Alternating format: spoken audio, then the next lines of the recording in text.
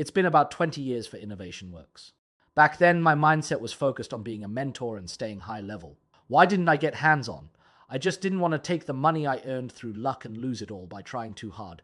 That was my headspace at the time. To be honest, I didn't get AI at all. I had no idea what it was. These guys are still writing code, but the code they're writing today is totally different from what we learned back in the day. I just started watching your videos last week, and now I'm watching from the moment I wake up until I go to sleep. Hey, Snap, welcome. Thanks for the tip. I hope you get rich, enjoy life, and have a happy birthday. Look, I don't care when your birthday actually is. If you tip me, I'm going to wish you a happy birthday. I am forcing a happy birthday on you. And shout out to Z133 from the UK. Happy birthday to you too. Anyway, let me tell you what I took away from that brainstorming session. I realized that even as an old-timer, I actually followed it. I really did. And I caught the main points fast. So, I said a few things, and those younger women went crazy. They were all over me for photos and autographs. The cool part was that out of the 40 IT and Capital folks there, about 5 of them were my followers. That's like 1 in 10. So I can accurately say my audience represents about 10% of the key players in tech. That's the state of the ant cult overseas right now. Silicon Valley. Louisiana, it's the same ratio. Alright? Let me get my face in the frame here. That's a bit bright. Okay, now that I'm done with the session gossip, let's talk about the physical world. There was a startup at the session working on AI enablement for the physical world. We're talking robots, humanoid robots, dog robots, little scooter-type robots. They're popping up everywhere. They're designing for warehouses, logistics, battlefields, and firefighting. I knew people were working on this. I've seen them dancing on the New Year's gala. But here's what I didn't know. Robot tribes are forming. Catch that. Robot tribes. I'm proud to be Chinese because over half of the AI industry is Chinese, even in the US. 70% of the big AI firms in the US are staffed by Chinese people. Since most of them are from the mainland, I have a huge advantage. I was blown away to see the blueprint of these robot tribes forming right now. What's a robot tribe? It means there's a leader among them. The newest robot with the most computing power is designated as the chief. For example, since the chief has the most power, it'll do a lap around the warehouse, map out every coordinate and task, and then not a human, but the robot itself will assign tasks to the dozens of robots it manages. I've realized that in the future, all of us will likely live within these robot tribes. My own life might be spent in one. You might have dozens of robots at home, one for this, one for that, one for cooking, one for driving, one for taxes. And among them, there's a butler, the chief, who assigns the tasks. It's not me giving the orders anymore. That blew my mind. In this setup, one brain learns it, and you don't have to say another word. Every robot knows it instantly. And it's different from humans. With humans, the older you are, the more respect you get. With robots, the newer you are, the more powerful you are. Robot tribes are going to mean that for a long time, humans and robots, silicon-based and carbon-based life, are going to be living together. So what about AI in China? Of course we have it. You can't let the haters dismiss everything China does. Sure, the original stuff might be a bit behind, but China is easily number 2 in the world. You won't find a number 3 on this planet. So robots supporting robots, robots designing robots, and robots building robots, that's our future. And it's not far off. The speed of iteration is insane. AI and robots are here, and we haven't even reacted yet. That's the real challenge. The era is already here, but nobody is ready except for a few people in Silicon Valley, Louisiana, Shenzhen, or Hangzhou. Most people in China and the US haven't switched gears yet, and that's why the impact is going to hit so hard. I also realized something else. Everyone knows I'm a finance guy and my predictions are usually spot on. But my longtime followers noticed I got the macro trend of the US stock market wrong. I said 35,000 was the limit and it would correct, but now it's pushing 50,000. Why? I finally figured it out after that brainstorming session. I'll share it with you. It's the things I didn't know. I and robots. In my world, I see the future. Whether it's Tesla or whatever, with robotaxis, AI turns a car into a cybercab. This car sits at your house and serves you. You buy one and you only use it for maybe 2 hours a day. When you're not using it, like when you're at work or sleeping, it goes out and picks up passengers on its own. It makes money for you, then cleans itself, charges up, and parks back in your garage ready for the next day. This is the shift in the auto industry. AI and robots mean we won't need as many cars. Families won't need 2 or 3 cars. You won't see parking lots full of idle cars anymore. That won't be necessary. Since cars will be AI controlled and networked, they'll be on the road when they need to be, not rotting in a garage. 100 years from now, garages will barely exist. Cars will only be there to wait for you charge or clean themselves. Otherwise, they're on the move. Massive parking structures will be converted for other uses. AI cars will fundamentally change society, and we haven't even processed that yet. So, think about it. If the world doesn't need that many cars and efficiency skyrockets, what happens to the money in the stock market? If you have all these robots trading, it changes everything. It used to be fund managers trading. They'd watch the screen at work and sleep at night.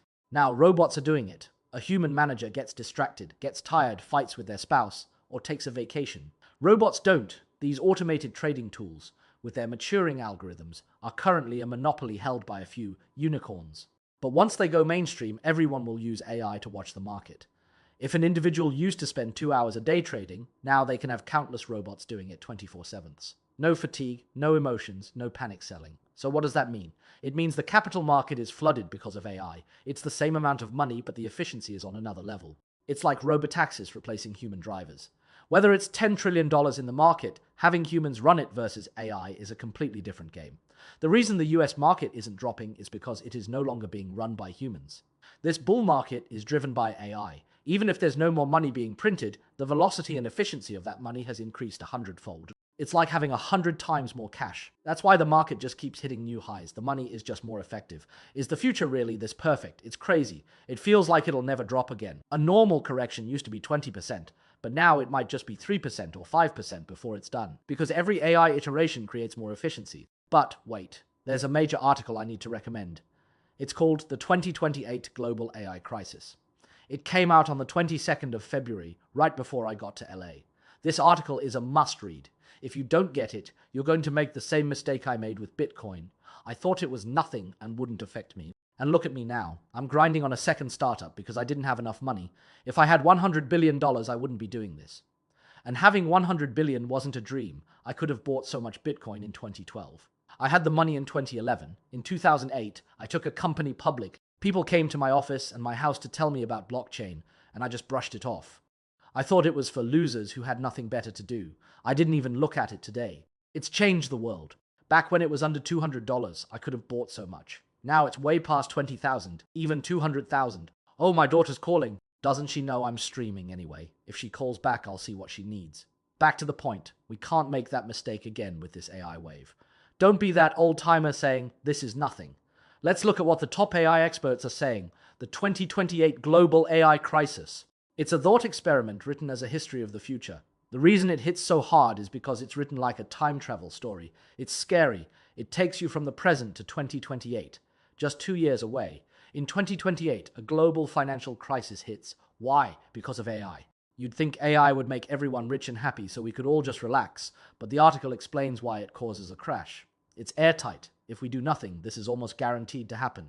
I'm going to break down this article for you. If I can't finish today, I'll do a part 2. If the optimists are right, what if that's actually the bad news?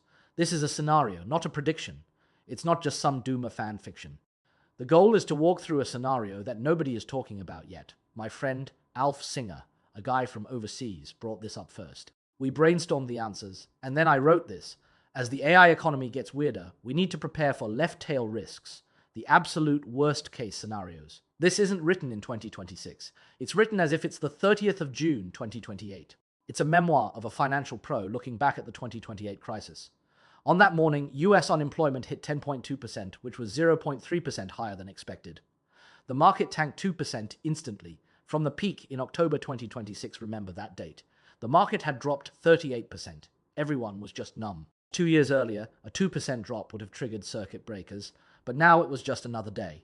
It only took 2 years to go from small-scale shifts to a global macro crisis that nobody saw coming. What happened in those 2 years? Let's do the autopsy. Back in early 2026 right now, everyone was hyped. By October 2026, everything about AI was good news. Even Elon Musk thought it was under control. The S&P hit 8,000 and the Nasdaq broke 30,000. But the first massive wave of AI-driven layoffs actually started in early 2026. At first, it looked normal. AI replaced some people, efficiency went up, profit margins expanded, and stocks kept rising. That's the AI dividend. Companies made record profits and dumped that money right back into AI, making the macro numbers look amazing. 2026 saw the highest GDP growth ever. It looked like a golden age of productivity, the likes of which we haven't seen since the 1950s. And it was all driven by robots that don't sleep, don't take vacations, and don't complain. The people in control of the AI saw their wealth explode as labor costs vanished. But at the same time, real wages started to collapse.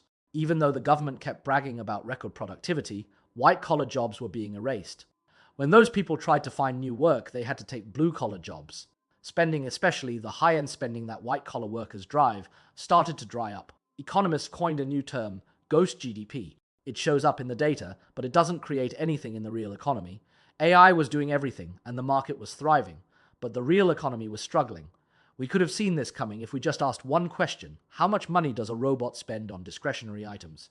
The answer is zero, maybe a bit for electricity, but that's it. As AI got better, companies needed fewer people, layoffs increased, and those people stopped spending. Profits looked great on paper, which drove CEOs to buy even more AI, which fueled the AI companies to build even better AI. It became a feedback loop with no breaks.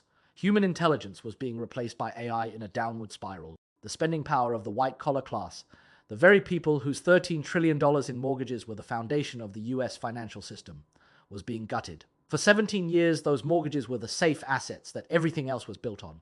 But by 2027, the first wave of AI-driven real estate defaults hit because people lost their jobs. It wasn't just coders anymore, it spread everywhere. By the end of 2027, AI was threatening every business model that relied on middlemen or matching. These huge companies that lived off human friction started to vanish within 6 months, just like Nokia did. Why? Because AI can handle those tasks perfectly and for free. By late 2025, agentic AI coding tools made a massive leap. One competent developer using the latest tools could rebuild an entire mid-sized software company's product in weeks. We're talking companies with hundreds or thousands of employees.